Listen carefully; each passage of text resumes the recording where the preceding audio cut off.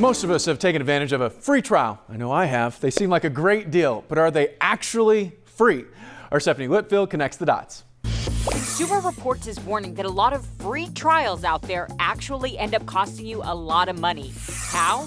Let's connect the dots.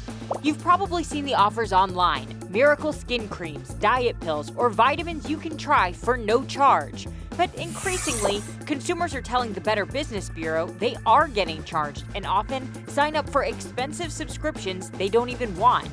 The other problem is when they go to dispute the charges or cancel the subscription, contact information for the company is nowhere to be found.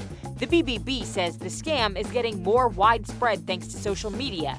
Not just influencers peddling problem products, but also shady companies straight up stealing a celebrity's identity to post a fake endorsement. Experts recommend checking online reviews first.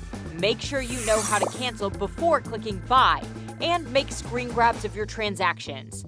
If there's a problem, try to get in touch with the company, but if that's a dead end, file a dispute with your credit card company. A reminder that if it sounds too good to be true, it probably is. Connecting the dots, I'm Stephanie Whitfield for H-Town Rush.